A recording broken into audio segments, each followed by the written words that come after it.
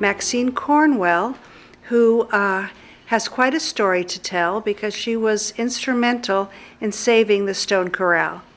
Maxine, do you want to tell us your story, please? All right, okay. Well, first I'll tell you how I became aware of this place. The first year we lived in Sacramento, 1957, we lived on Byron Road in a Streisig flat top. Byron Road's in the town and country area. And we had a 1-year-old and a 3.5-year-old. Our next door neighbor was Mrs. Fouché. And my 3.5-year-old boy, of course, liked to play outside, and the yards were very, very small. And so if he got off the sidewalk and walked on her lawn, she was all upset. And it was also an El Nino year before they were naming it. I didn't find out it was an El Nino year till about 5 years ago when they started going back, and it rained and rained and rained and rained and rained. So eventually we moved to Fair Oaks. I mean, in 6 months we moved to Fair Oaks because the house was up for sale and we didn't have any money in those days. So we had a nice house in Fair Oaks, and after our third child was born, we realized we needed a bigger house. 2 bedrooms was not adequate. And so we started looking around. Nothing in Fair Oaks actually would work for us, so our real estate agent sent us to Orangevale, to Granite Avenue, and we drove out there and looked at the lot. We just looked from the car. It was no redeeming features, so we turned around and went up Cherry Avenue towards the east, and we could see, as we came around that corner and up a little ways, we could see the granite outcroppings and the stream, and then as we came up the hill, we could see a grove of big oak trees down there, just a couple of 100 yards from the road, but back behind the hill, and there was a sign on the property for sale. We went immediately right down to Cannon Realty, and we bought that property the next year, or within that year. And so that was the beginning of all this. We put our house way in the back on this property, as I said, because we wanted to be on a hill. There was a nice hill back there. We wanted to be on a hill because of our experience with El Nino. So we were like 200 feet above the creek, and at least going up like this. And then we also loved the big trees, and eventually, of course, we built the house. We built the house in 1960, and we of course became aware of this property behind us, and kids played back there. Teenage kids played back there. It was just open. It was owned by Mr. DeMelli, and Mr. DeMelli pastured his cattle on it. Now, he lived at the southeast corner of Granite and Cherry. But one morning in the spring of 1971, I awakened to see signs surrounding the property and announcing the owner's intention to change the property, the residential area, from 1 house per 2 acres to 6 houses per acre. This is more like a city in density. So of course, first of all, I could hardly sleep. I was just determined that I was going to do something about this. So I went door to door. I really didn't know many of my neighbors yet. I mean, because we were far apart. I went door to door to every house. I invited people to come to my house, and we made our plan of how we would respond to this. Because, of course, the owner of the property, which was Moss Land Company, land developers, they had to go before first of all, the Planning Commission and then the Board of Supervisors to get approval to change the land use. So the first place we would go would be the Planning Commission. So I invited all the commissioners to come out to my house, and I took them and walked them around the property. And so when we went to the Planning Commission, I was selected by my neighbors to make the presentation, and the Planning Commission denied Moss Land Company's request. But of course, we still had the Board of Supervisors. Same thing happened. We went to the Board of Supervisors. The Board of Supervisors denied the request.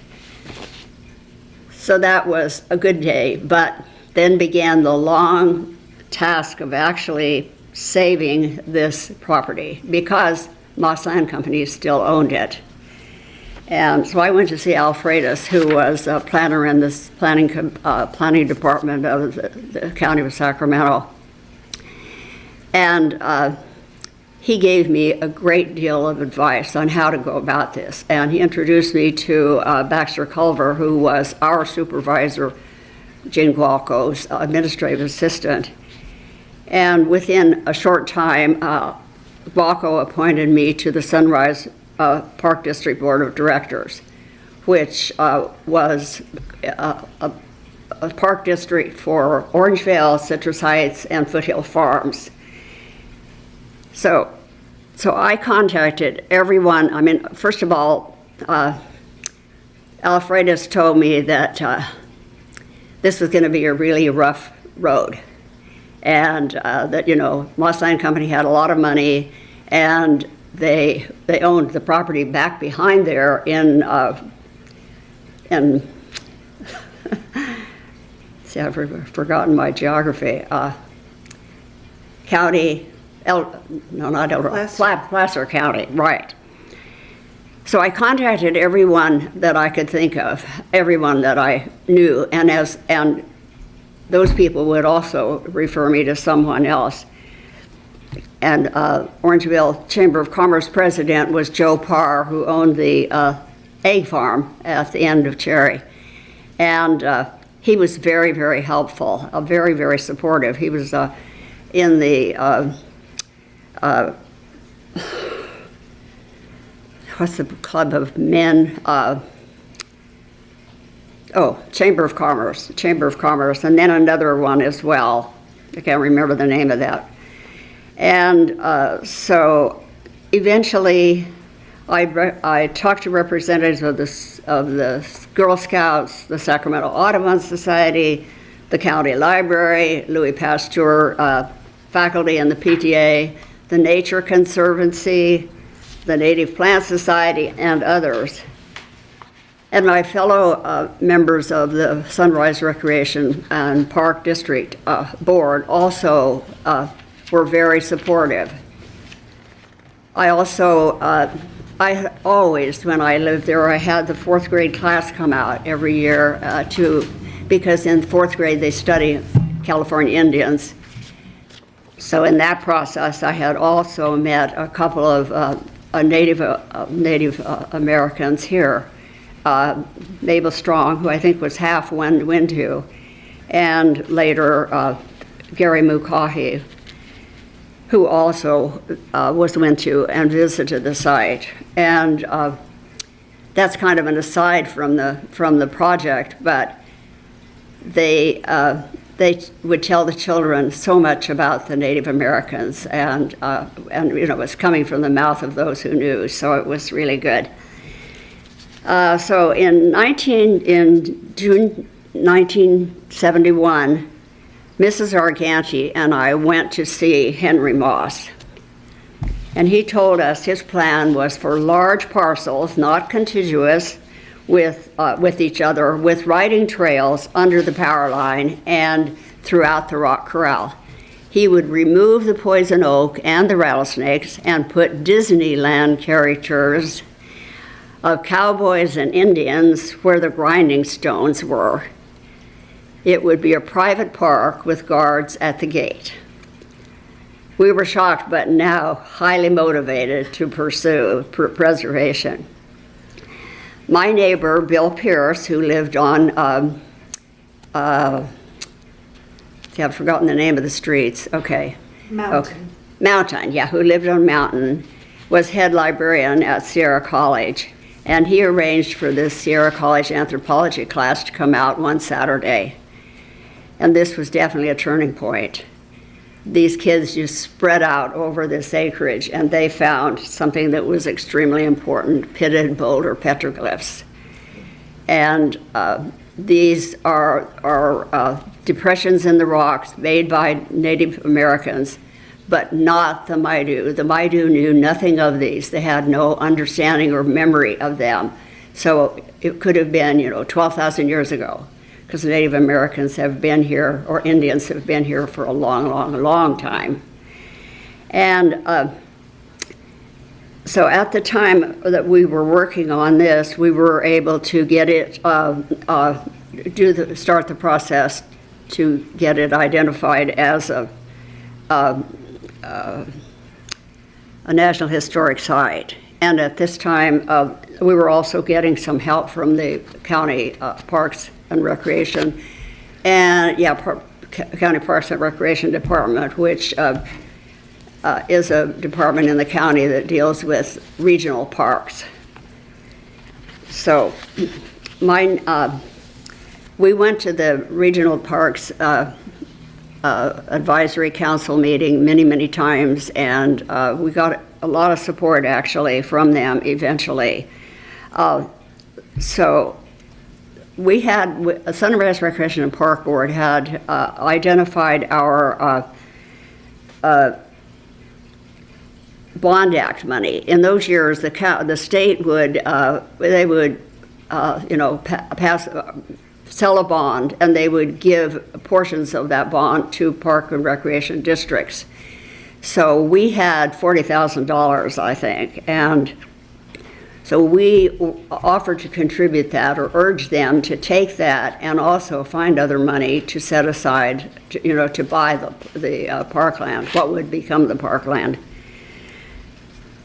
But we still hadn't been able to actually buy the property, or have the county buy the property, or actually move very far ahead. And so my neighbor, Mary Tebow, and I started an organization to involve more citizens, and we called it Saving the Indian Stone Corral Association.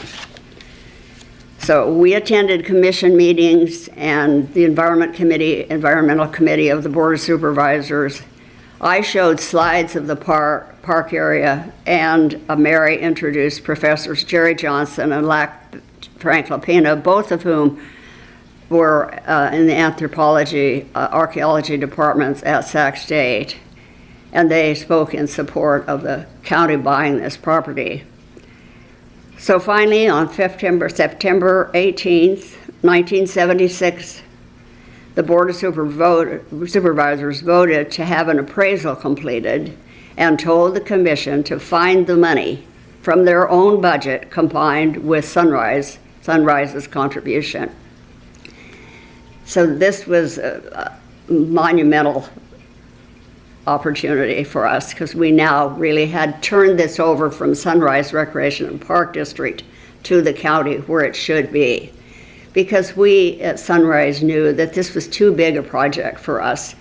We were the park district that owned the little parks where baseball games were played, where people went and had picnics on the weekend.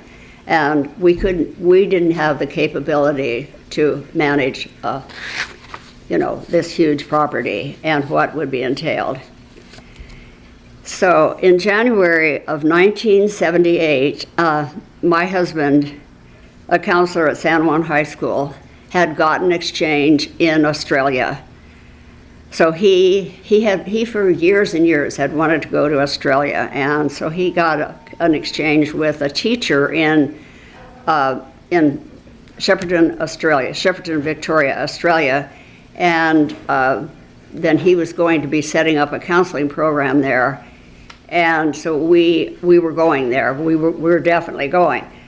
So in January of 1978, we actually left to go to Australia, and with us we took our 12-year-old daughter and left for a year in Victoria, knowing that the Indian Stone Corral had been saved. It would be purchased. It wasn't over.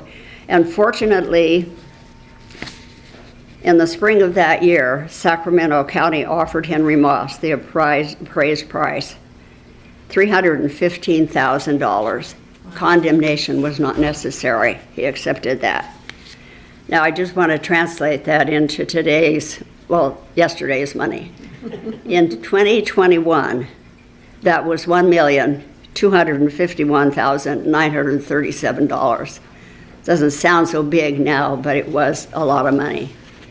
However, the county was able to come up with all of the money on its own. They did not have to go to condemnation because Moss was willing. He could see the writing on the wall, I think. So, so the property was purchased, and but how fortunate we were that it was purchased then, because the next month after it was purchased in May, the next month in June, Proposition 13 passed, and this county would never have proceeded if it had happened later. They would not have been able to spare that money. So, so later, actually, many other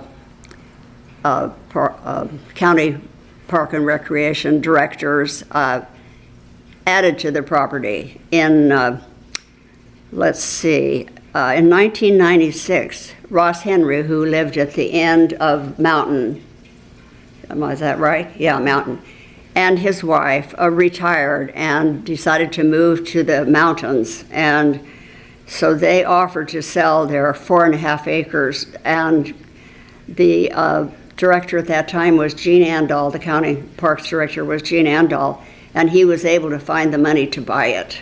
So that added more, and it was definitely part of the Indian village because there were mortar holes right in their backyard. And in 2002, County Parks Director Ron Suter commissioned a resource management study of the park, which was adopted by the Board of Supervisors, and it lays out a plan for how the park should be developed when it's finally, I hope, will finally be open to the public. Because at this point, they had purchased the property, they had no money for development, they had no money for staff because of Proposition 13, and the effect that had on the county's resources.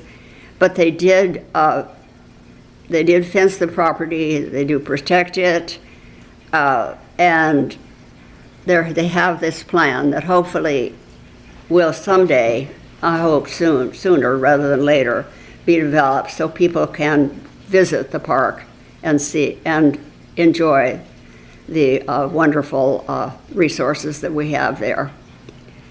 So I hope you will read the entire book. It's only 24 pages. I've read it. Okay. Would you show the camera the book? This is a book that Maxine wrote about the whole story, saving the Indian Stone Corral. And my grandson actually put together this cover. But these are, I checked with Professor Jerry Johnson, and these are Maidu, both of them. And of course, we all know how beautiful that is and how perfectly suggestive of the Indian Stone Corral it is, right? Mm-hmm. All right, and then, let's see, what else? And then here's a picture of the pitted boulder petroglyph. Now, if you would see it today, it's now, okay, yeah. Mm-hmm.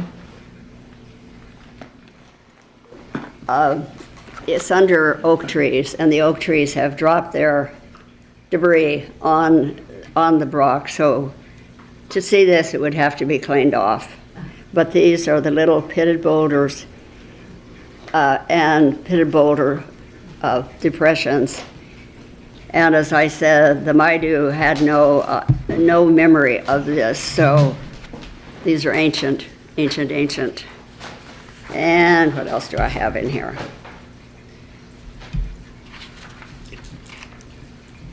And I had of course, I've contacted so many people. I mean, I contacted the Sierra Club, the local Sierra Club, the Audubon Society, and so on and so forth. And a man from the Audubon Society, who I recognize in this book, 2 took these pictures, and fortunately I had kept them because, you know, it was decades later that I put this book together. So I think there's 2 of these. Yeah, here it is. Well, this one is another one. And here he is with me. Yeah. So, and let's see what else is in here. Then I have newspaper clippings in here. This is me, younger. Younger. Here's the same picture except in color. I couldn't resist. And there I am with my fingers in the petroglyphs. Yeah. And then there's a map here of, this is Placer County back here. This is now Tree Lake Village, and this could easily be part of Tree Lake Village. Luckily, it's not. It's Indian Stone Corral Park. It's around 170 acres, isn't it? 62. 162. No, just Just 62. six? Oh, I Oh. thought it was bigger. Are you sure? I thought it was more than that, but anyway, 62. I looked at the parcels, 40? added the parcels up. Okay, all right, okay. Going back to, and way over to Ross Henry's property, right? Was that included? Yeah, okay. Okay. Another director who I mentioned earlier, Ron Suter, in later years, commissioned the study, the development study, or at least and he came to Orangevale he called various ones of us and asked us to come there, and he showed us the management study, and we talked about it. He was looking for our approval. Yeah, so one of the things that is really nice, I think, is that at least up to that point, the county was involving residents of Orangevale. Okay, so that's that. Oh, I'll show you this. This is me in my younger days. It's lovely. Yeah. And I copywrote it. You can do that. I have a friend who is a writer, and I said, how am I going to get this copyrighted? She said, you do it yourself. So that's it. I have a question. Yeah. Did you ever hear anything about Joaquin Marietta being in Yes. that area? Right in here. Yes. And it's actually not Marietta. Oh, it's not? No, it was Tom Bell. Tom Bell. People, because Marietta was so kind of famous, people would easily slip into that mode, but it was not Marietta. It was, let's see, where is this in here? It's in the addendum. Sounds like I need to read your book. Yeah. It's in here, I know it's in here. Maxine generously donated 2 copies to the Orangevale History Project. Yeah, So they're at the chamber. So yeah. all I have to do is check one out. So this is addendum 1, Okay. and there it is. Oh, and there it is. Tom Bell, yeah. Okay. And I'll look for that. then addendum 2 is additional resources, Oh, because this is, for instance, I certainly don't begin to identify the plants that are there, or even the birds. And so these are resources that can be used to, to further understand that. And then addendum 3, this is actually the thing that happened that made me write the book. In 1986 or 1987, William Holden was writing a book about Sacramento, and he came out to interview me, and his book was actually printed in 1987. So a friend of mine a friend of mine at church, well, she's really more of an acquaintance, called me, and she had just read his book. And she said, Maxine, is that you? Well, I had dark hair then, you know. And I said, yes, that's me. She said, you have to write this up. She's a writer. That's her living. And so she's the one that, and because of him writing about me, she knew of this. And so she's the one who really insisted and also supported me. She's the one that told me how to copyright the book and so on and so forth.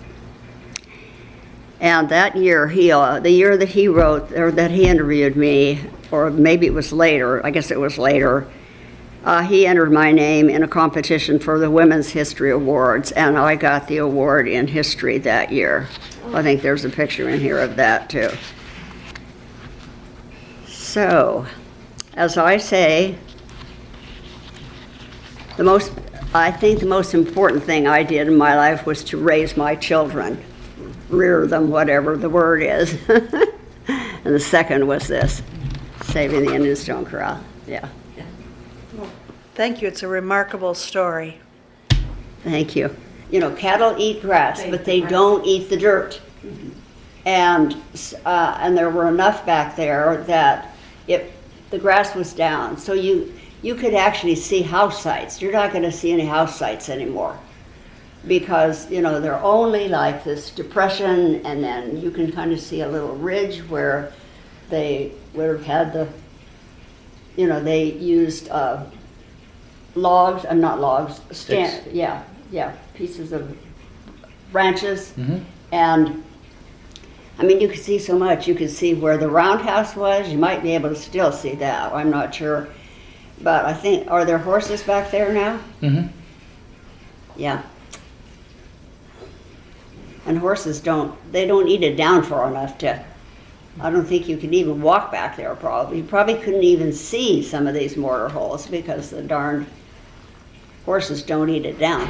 Coming down the creek. I'm going to take an There's a Orangevale place copy and where see you what they can can put do. your arm into a mortar hole, and that was used for grinding up the little animals that they caught. Oh. You know, they got their calcium. Yeah. According to Jerry Johnson. Unfortunately, Jerry Johnson's the authority. And I actually had him read this to be sure that I had everything right. So, and Did they ever identify the Indian tribe or tribes Oh, yes. that actually lived there that made those holes? yes, in fact, I have a book, California Indians, in my apartment, and there was the Nisenan subtribe of the Maidu, and this is an identified Indian village, and had, let's see, do I have this in here? It's called Puckaset, something like that. I think that's in here.